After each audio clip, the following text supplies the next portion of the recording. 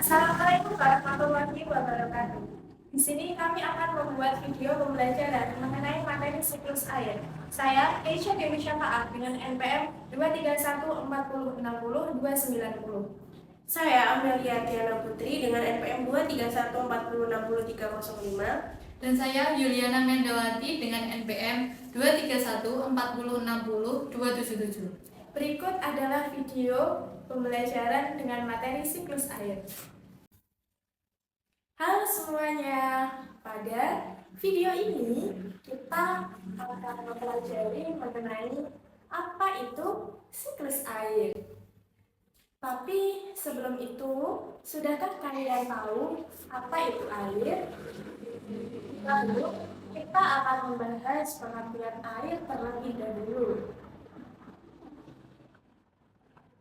Jadi, air adalah campuran gas yang membentuk atmosfer bumi yang terdiri dari sekitar 78% nitrogen, 21 oksigen, dan sisanya adalah gas-gas lain seperti argon, karbon dioksida, neon, dan juga uap air dalam jumlah yang kecil.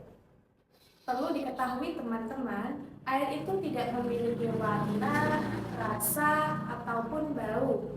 Dan air berperan sangat penting dalam kehidupan makhluk hidup. Dikarenakan oksigen yang dikandungnya digunakan oleh sebagian besar organisme untuk bernafas. Selain itu juga, air berperan dalam proses-proses alam, seperti halnya cuaca, siklus hidrologi, dan juga menjaga kelembapan suhu yang ada di bumi. Meski digunakan secara terus-menerus, air di permukaan bumi tidak pernah habis. Mengapa? Itu karena adanya siklus air. Nah, apa sih siklus air itu?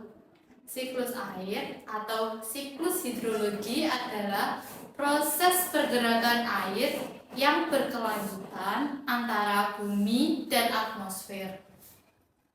Proses ini berlangsung secara terus-menerus dan memiliki beberapa tahapan, yaitu yang pertama evaporasi. Evaporasi yaitu air di laut, sungai, rawa, dan lainnya menguap menjadi uap air atau gas karena pemanasan suhu matahari. Yang kedua ada transpirasi.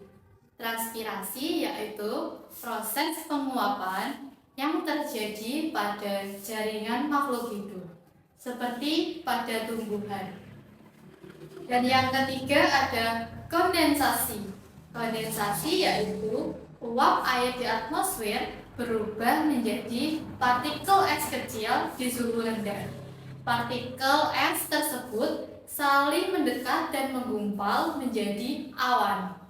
Yang keempat ada presipitasi.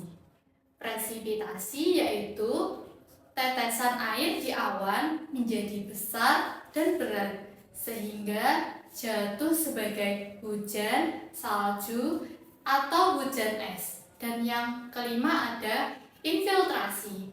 Infiltrasi yaitu air dari awan jatuh ke bumi dan sebagian besarnya meresap ke dalam tanah.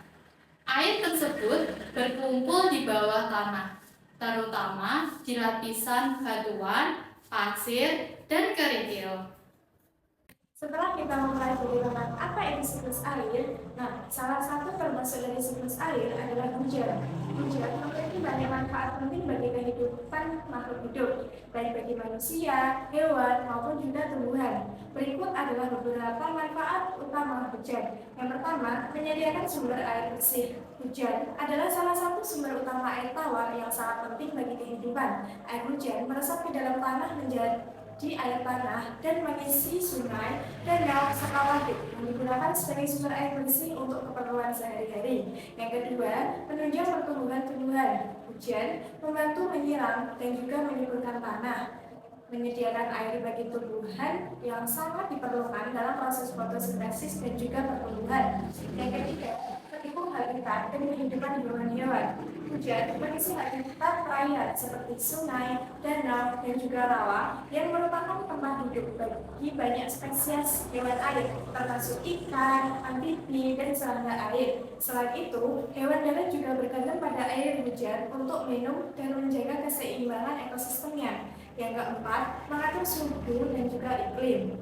Nah, hujan membantu mengatur suhu dan kelembapan atmosfer. Dengan adanya hujan, suhu dapat menurun dan kelembapan udara meningkat sehingga mencegah iklim menjadi terlalu kering dan juga panas, yang mana berdampak buruk pada lingkungan.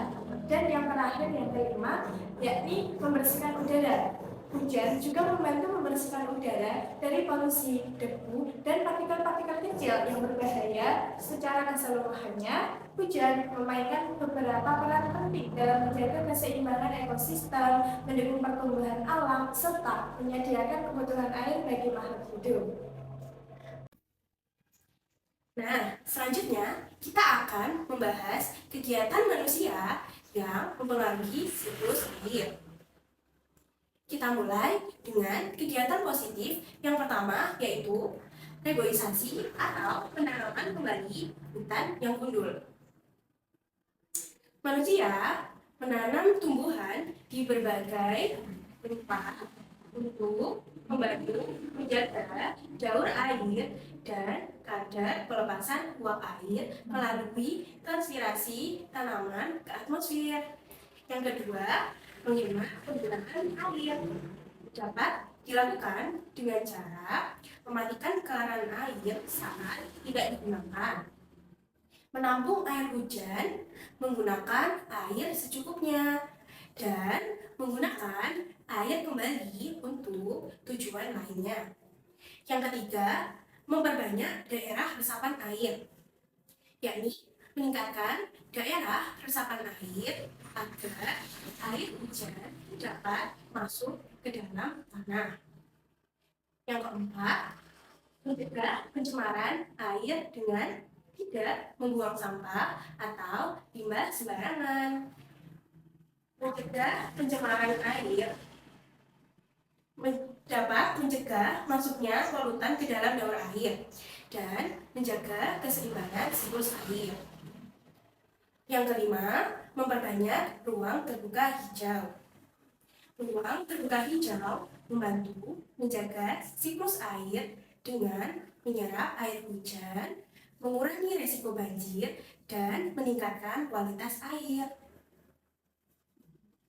Selanjutnya, kegiatan negatif. Yang pertama, pembangunan lantai beton. Permukaan tanah yang ditutup aspal atau beton dan dibangun perumahan serta gedung bertingkat dapat mengurangi kemampuan tanah untuk menyerap air.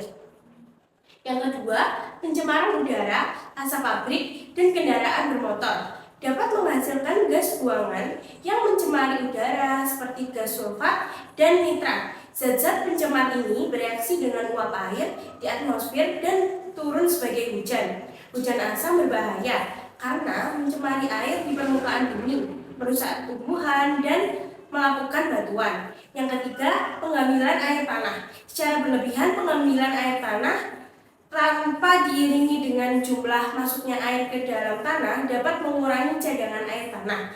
Hal itu juga dapat berakibat menurunnya permukaan tanah. Yang keempat, pengundulan hutan yang menyebabkan berkurangnya jumlah pohon sehingga jumlah air yang tersimpan di tanah juga berkurang. Hutan yang gundul akan mengurangi kemampuan tanah menyerap air dan menimbulkan tanah longsor. Selanjutnya, bagaimana ya cara menghemat air? Yang pertama, mematikan keran air saat menggosok gigi, mencuci muka, atau mencuci piring. Yang kedua, menyiram tanaman pada pagi atau sore hari agar tidak banyak air menguap karena panas matahari. Gunakan air deras untuk menyiram tanaman. Yang ketiga, mandilah dengan pancuran karena air mandi dengan berendam atau menggunakan gayung lebih boros air. Yang keempat, jika mencuci pakaian dengan tangan, gunakan 3 ember. Ember pertama untuk merendam dan menyapu, ember kedua untuk membersihkan, dan ember ketiga untuk membilas. Yang kelima, jika mencuci menggunakan mesin cuci, operasikan mesin cuci dengan beban cucian penuh. Yang keenam, mencuci sepeda, motor, dan mobil dengan lap atau ember. Dan yang terakhir, ketujuh, cek dan perbaiki pipa air yang kotor. Sekian materi yang dapat kami sampaikan, semoga dapat bermanfaat bagi kita semua. Kurang lebihnya kami mohon maaf dan terima kasih telah menonton video kami. Wassalamualaikum warahmatullahi wabarakatuh.